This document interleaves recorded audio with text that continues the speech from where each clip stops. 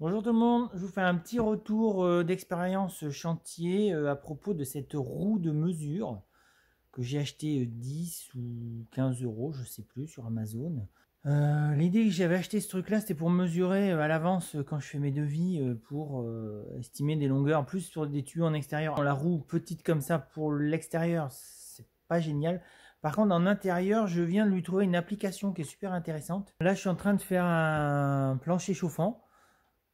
Donc d'une méthode que vous n'avez sans doute jamais vue, mais ça fera l'objet d'une autre vidéo. L'idée de l'utilisation de la roue, c'est tout simplement de pouvoir valider la quantité de tuyaux dont j'ai besoin. Parce que en fait, c'est un gros défaut qu'ont les planchers chauffants, je trouve.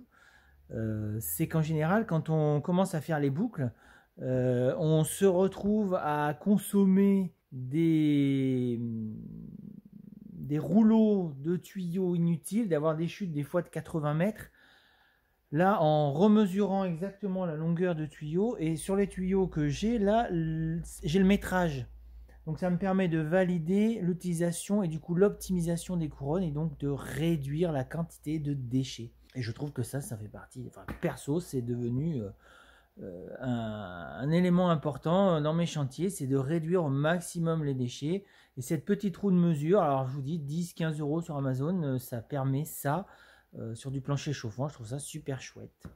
Voilà, bon ben remise à zéro facile. La roue est suffisamment solide. Je m'en suis même servi en extérieur hein, pour valider des longueurs de câble entre chez moi et mon atelier par exemple. Franchement, je dirais c'est à 1% d'erreur à tout casser quoi. C'est vraiment assez précis pour le budget. Ça fait le taf et ça rend bien service. Pour le déploiement du bras, c'est tout simplement comme les trépieds d'appareil photo, pour certains appareils photo, qui se coincent comme ça par serrement. Donc c'est plus ou moins efficace. À 10 balles.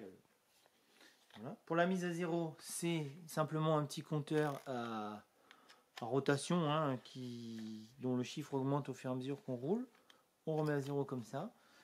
Moi je trouve que l'usage il est vachement bien quand on ne peut pas utiliser un télémètre en intérieur par exemple, parce que les supports sur les vieilles maisons en pierre, bon la lumière n'est pas vraiment bien réfléchie sur ce type de support. En extérieur, après on peut aussi utiliser des décamètres ou des doubles décamètres, mais bon il faut être deux, voilà c'est plus précis effectivement, mais pour de la mesure rapide, un petit objet comme ça, 10 euros, 12 euros peut-être, je ne sais plus.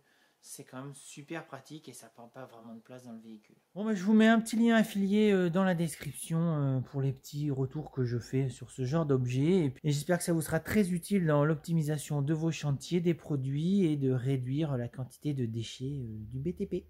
À bientôt!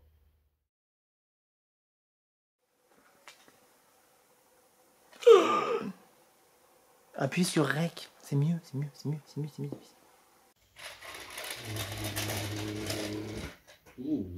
Hop, c'est la chicane dans la Hunaudière.